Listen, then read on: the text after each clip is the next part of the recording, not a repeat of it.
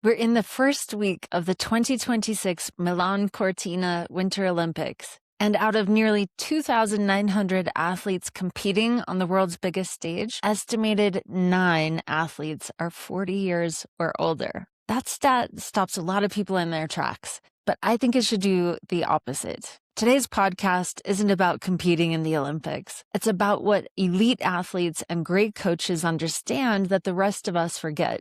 You can train like an athlete at any age. In this episode, I'm pulling wisdom from coaches and trainers I trust, Tom Swales, Ryan Gentry, Rafal Tokicz, and Kyle Devero, to break down the mindset that keeps you strong for life. This is the WebWell philosophy in action. Discipline, drive, determination, and it's how everyday people stay athletic, resilient, and moving. No podium or sponsors required. Welcome to The Mindful Trainer. I'm your host, Melanie Webb, and this is the podcast where we take you inside the minds of athletes, coaches, trainers, and guides who have overcome challenges to reach their goals. Can you watch the Olympic athletes in action and not be inspired? As I've been watching the games during the last few days, I've seen several of the 9 40-plus-year-old athletes compete. There's Lindsey Vonn, who at 41 was a medal contender coming into the games, in spite of skiing bone on bone with a torn ACL. I'm the last person who Lindsey Vonn needs offering commentary on her performance. I just want to say mad respect to Lindsey Vonn and wishing her a safe and smooth recovery. She is discipline, drive, and determination personified. Of the 9 Olympians over the age of 40, 5 are from the USA. And 4 are snowboarders. The oldest athlete listed in my search using ChatGPT is Rich Rahonen, a 54-year-old curler from Team USA. And if you didn't see Norwegian snowboarder Benjamin Karl win the gold medal in the men's alpine parallel giant slalom, go look that up. Now, let's dive into training like an athlete at any age. Beyond the obvious physical aspect of growing older, it's the mindset of an athlete that has always intrigued me most. Allow me, please, to share with you one of the 5 foundational values of my brand, WebWell, what I refer to as the 3 Ds. The 3 Ds are essential to success. They are discipline, drive, and determination. Discipline is the commitment to show up and perform even when it's challenging. No room for excuses, just a relentless drive to just do it. Drive is fueled by the energy derived from good habits. Determination requires fortitude and resilience, qualities that are developed through intentional effort and practice. It's about nurturing a gritty attitude that persists through obstacles. By cultivating these habits, you create a continuous flow of self-motivation that overcomes inertia and propels you forward. Together, these principles create a powerful synergy that drives achievement and personal growth. Back to Olympians. The real question in my mind isn't whether we can compete and perform like Olympians. It's this: what does it actually mean to train like an athlete at any age? And how do we carry that mindset into the rest of our lives?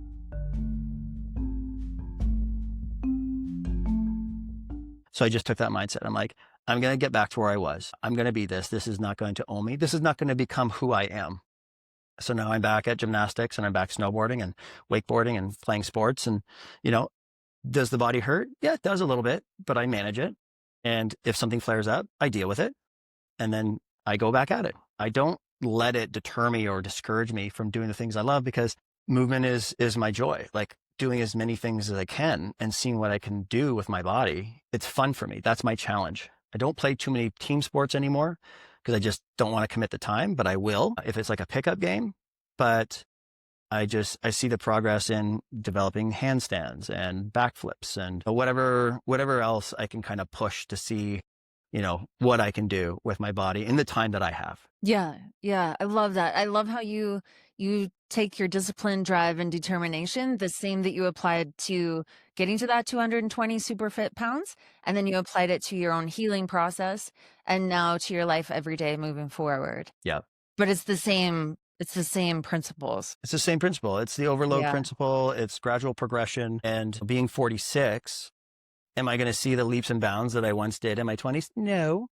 Am I seeing some kind of progress? Yes. Am I going to have some good days? Yep. I'll have some really good days. Am I going to have some really kind of crappy days where I'm gassed and I should probably take a day off? I'm going to listen to my body. I'm going to listen to that. Yesterday was one of those days, but I had a hard training day, Sunday, Monday, Tuesday. And as much as I wanted to do something fun yesterday, I was like, I can stretch. I can shovel snow. I can do lower level stuff. I can still get the work in. So it's not like I can go and crush it at the gym. And athletes, we teach them, you can't go and crush it every single day. That's not how the body works. You build. All of a sudden, the nervous system says, no, we need a day off. All right, we do a lighter day. Next day, oh, I feel good. Let's push this day, right? So it's building a lot of that self-awareness and appreciating what the body can do, but what it's also going to allow you to do that day, and not force things onto the body that it doesn't really want to do, or it won't accept. So it's like forcing square pegs in round holes. Let's avoid that, but having that self-awareness is key. I like that. And I like how you are, you're practicing what you preach, and you're bringing that full circle to how you teach, and you're practicing what you prescribe. And in our pre-notes, you included a quote from Wim Hof, feeling is understanding. Feeling is understanding. And I can hear that in the way you're speaking about how you approach your training every day. Yeah. Well, if we're prescribing movements and exercises to our clients, the best, we can read textbooks and be like, oh, well, this exercise does this and it strengthens this. But when you actually do it, then you can start to feel, oh, you know what? It's actually having this effect on my body. And it can do so many more different things for different conditions. Give you an example. Something as simple as a bird dog, right? For those who have been, you're on all fours, you're doing opposite arm, opposite leg. Well, the bird dog isn't just a core stability exercise. It's a spine position awareness against gravity, so we can correct the neck. It's a scap stability. We can work grip and wrist mobility. We can work cross cord reflexes for gait. So bird dog is a prerequisite for crawling. Crawling is a prerequisite for walking. Walking is a prerequisite for running. So we can look at some of those lower level exercises or rehab exercises, but if those are challenging, some of the advanced stuff that we do might cause a problem. What I love about what Tom just said is that it reframes the entire conversation. If staying athletic is an identity and not a phase, then the next question becomes really practical. What actually changes as we age, and how do we work with that instead of fighting against it? Because ignoring aging doesn't make you stronger, but understanding it does. That's where Ryan Gentry comes in. Ryan works with athletes and everyday people navigating real changes in their bodies. And he's clear about one thing. Aging is real, but it's not a dead end. Well, Ryan, I feel like we have a super fun, hot topic to explore today. Aging. Yes. Ooh, are you ready? We are aging like fine wines. You and I have rounded the corner on 50 now, and we're still setting our sights on fun fitness goals. Yet I feel like often everywhere you look, we hear so many different perspectives on aging. And one of those that I want to talk about today is how you counter the mindsets that say, well, I'm in midlife now. That's just the way it is. Or my best years are behind me. Time to resign myself to the chair. Yes. What do you think about that? Well, I think, if you don't mind me saying, I think it's bullshit. Somewhere I wrote this either on a blog or an article for someone years ago. It was called Shattering GABA. And GABA is the generally accepted view on aging. And basically, most people think that, well, okay, we live this desk life. So I'll turn sideways. And you're typing, but eventually you start to get tired, right? And your tummy loses its ability to contract and your back just overstretches, but you got to look up and your head looks up, but your neck eventually gets tired and you start to shrug your shoulders and you can't help but your mouth start to make a weird sound. So your jaw starts to hurt. And eventually, after typing and talking on the phone and craning your neck and all this stuff, eventually you might decide that you want to stand up. Well, because you've been in this position forever, you're going to stand up and you're going to go like that. And oh, my back. And then you start having a British accent because only Brits talk like. So anyway, I think that people assume that old people look a certain way because that's just the way it's got to be. It's a foregone conclusion that we're all going to age, yes, but it's not a foregone conclusion that we're all going to age in the same way. Now, my mom looks like what I just described to you. And there are reasons for that. We can talk about that another time. And a lot of our family and relatives and friends, even people that are our age, they start to look like that. Now we can of course blame the desk and sitting behind a desk, which you and I try not to do. I never really. This is probably sitting like this right now is rare for me. I just can't do it. I fidget too much. But I think that if you view the human body like a shopping mall where the anchor store is the brain and everything else in the body, whether it's, you can call it your knees, your muscles, your lymphatic system, call any other part of the body the stores in the mall. If you stop moving in a certain way, maybe you just don't reach overhead, right? Eventually the brain's going to say, well, Ryan doesn't want to reach over the head anymore.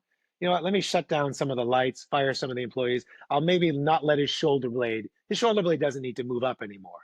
So I'm just going to lock it down. So that's all he needs. Or I don't go walk longer than 400 steps anymore. So says, you know what? You're not going to be able to walk past 400 steps. Or maybe I don't bend over and pick something up, and maybe I can't get my hands past my knees. I can't touch the floor. The longer we tell the brain that it's okay to turn the lights off and shut the stores down, the more that the brain believes you. That's all the brain wants. It wants patterns. It wants to know what you want to do. And unless you convince it, you can't just say, yeah, I want to be able to do all of this. Well, it won't believe you unless you actually do it. Unless your muscles actually engage, unless they stretch and shorten and pump and flush and do all those things, and you get dopamine and all this stuff giving you this meritocracy of, I've done this today, let me try it again tomorrow. It'll eventually start shutting them all down. And so that's it. Ryan brings up something that resonates with almost everyone I work with.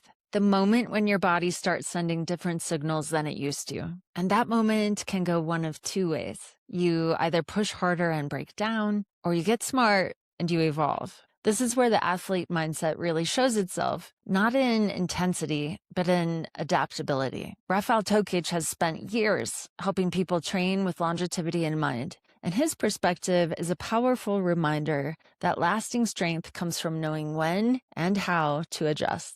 But I think I have this little mantra that I believe everyone should train a little bit like an athlete. And sometimes that comes across the wrong way to our clients. They think they're going to train like some big linebacker from the NFL. And it's like, no, like maybe some of the movement patterns are going to be the same, but you're going to be doing totally something different. You might just do a regular bench press with dumbbells while they're doing that jammer press, right? Like because that's more for their sport, really explosive. And they're going into those defensive linemen and offensive linemen, they're jamming them. So that's going to look a little different than yours. But you're going to still use those similar type of movement patterns. And that's what I'm talking about. And doing things like power training that, everybody needs at an older age, and the landing mechanics to build up their bone density, things like that they don't realize, but that's what they're working on.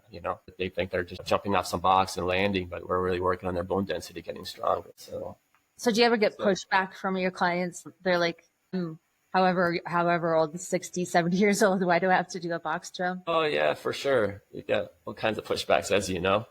Why we're doing this, or I don't want to do that, or it just looks silly. But that's why we're always there too, to encourage them, but also like, this is, I'm here to help you do this stuff. You may not do it on your own because it looks silly or embarrassing, but like, you're going to do it with me, and we're going to make sure it's safe and good for you, especially things like bear crawls. As you know, it's really good for core stability, but they think they look funny because they're crawling on the floor, but it's, it's really great for core stability. Yeah. Or like the Turkish get-ups, right? Getting up off the ground, but it's a very useful thing for them to get up off the ground. There's so many muscles being used in those type of movements that you want to utilize them. Yeah. And like you said, I would love to, just for anyone listening that doesn't know the benefits of impact on bone, talk a little bit to that, help people understand why that's great at any age, especially older ages. Yeah. I mean, you see a lot of that osteopenia creeping in the older ages, a lot of brittle bones, like different types of deformations in your bones that happen. Some are brittle, some have like little hollow spots in so different types of kind of osteoporosis that may develop. But yes, that impact, lifting heavy weights, number one, is going to help build up more bone density as well. So you want to lift heavy, but also those type of landings, producing a lot of force into the ground, will also help build that foundation of stronger bones and calcifications, I guess, in the body. Love it. You want to add to that? I want to add to that. Yeah. Be a little vulnerable with the audience here. For sure. I'm out of my comfort zone here for sure. Raf knows something about me because I DM'd him recently on a post he made. that I actually was diagnosed with some osteopenia and osteoporosis 2 years ago. I wasn't even 50 years old yet. And I will be honest with you, I was shocked. I think I cried for like 2 weeks, and I just was like, this wasn't supposed to be me, right? Like, I was a volleyball player growing up and played competitively for years. So that impact that we talked about, the jumping, the impact on my bones, I thought always should have at least helped me avoid that. And then lifting weights since I was 14, I've never stopped, right? So I thought for sure that was something I could avoid as a fair-skinned, small framed woman with a family history of osteoporosis. And come to find out, and there's some really great research coming out about this, particularly with women's sports and those formative years, like teenage years into the 20s, early 30s. It's probably safe to call me an adrenaline junkie. And I was just always going. I didn't have a reset button. I didn't really know that much about recovery at the time.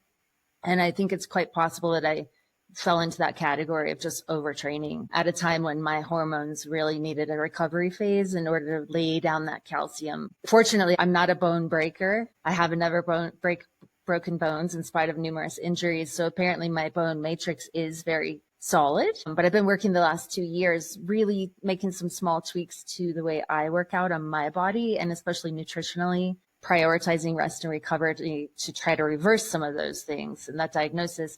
And that to me is what, it's a hopeful, positive thing, that the body's ever changing and you're never really stuck in one spot. You can train your body in a way that can move the needle on these things. So my next DEXA scan is scheduled for 2 months from now, and we'll see if I've been successful at that. Yeah, I was going to ask you how it's going.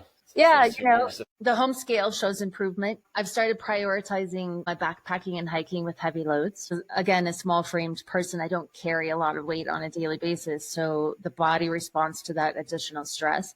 So I'll wear a 10-pound weight vest around the gym occasionally when I'm training, several hours throughout the day. And then the backpacking, it was really interesting after I did a week-long Grand Canyon trip last year. Actually, it was like 4 days. Within that 1 week time span of carrying a heavy load, the home scale showed that my bone density had improved. So that's pretty quick. Yeah, that's a great point that you brought up there too. Like, you don't have to do too many crazy things. You add something simple like your backpack, something heavy, or like a little weighted vest, and that can go a long way at improving your bone density and putting a little extra stress on the body. Yeah, I love these little hacks. I call them wellness hacks. Like, what are the things I can embed into my day every day that add up to make a big difference? That's your new venture, biohacking. Biohacking, there you go.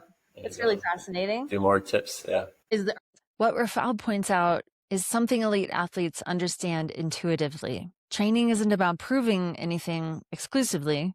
It's about staying in the game. It's about showing up as your best self. It's about bringing that competitive spirit and that teamwork to the sport that you love. But beyond the programming, beyond the science, there's a deeper question underlying all of this. Why does staying strong really matter anyway? Kyle Devero does an incredible job of articulating what movement gives us as we age, not just physically, but emotionally and relationally. And this is where the conversation stops being exclusively about workouts and it starts being about life. I have a client. Our first conversation, he mentioned a story about, so he has 2 kids, and his daughter wanted to play with him in the family room or on the floor doing whatever. And he's like, I can't play with you right now. And she responded with, why? Does your back hurt? And it was just funny because kids are just so intuitive. Like they're listening. There's probably something he's just every day griping about with his wife or whatever, and she's just picking up on it. So we got in a conversation. He's like, listen, I can't, sometimes when I pick up my kids, my shoulders hurt, my lower back's in pain. And plus he's a rock climber too. So he wanted to get back to climbing at the climbing gym as well as climbing outside. So we've been working together for almost 4 months now. Within a month or so, he was seeing results, but I would say within like 2 to 3 months, his back pain completely went away, and he was on the floor. He just sent me a picture of him holding both of his kids and both of his arms. So he's doing well. Awesome. Yeah. And of course, being able to get down on the floor requires being able to get up off of the floor too. Exactly. With these two little loads. Exactly. I love it. And I think a lot of people can relate to that. You know, there's one thing to be able to do what you want to do in the gym, but when it comes right down to it, it's our everyday life and it's our quality of life. And it's those moments like that I imagine that just like was like a dagger in his heart to hear his daughter For say sure. For sure. And I mean, it's why we do what we do. Like that was like, it's a huge win for him, but even for me, like that makes me feel good. You know what I mean? Like that. Yeah. change somebody. In the way that really matters. So let's get to the big question of this episode. If training like an athlete is about discipline, drive, and determination, what does that look like for you right now? Here's my invitation. Stop measuring your fitness by what you used to do and start measuring it by how well you're able to keep showing up to your health and fitness practice now. Training like an athlete at any age isn't about competition. It's about discipline, doing the work consistently, drive, staying curious and engaged, and determination, adapting even when life and your body start to change. If you're committed to staying strong for the long game, you're in the right place. If this episode resonated with you, please like, subscribe, and share it with a friend. And if you want to explore more conversations like this, make sure you're subscribed to the Mindful Trainer podcast wherever you listen. You can also visit webwell.com for training resources, outdoor-inspired wellness tools, and ways to work with me as you build your own body equity and resilience. The Mindful Trainer is the official podcast of WebWell. I'm your host, Melanie Webb. I'm also the founder and master trainer at WebWell.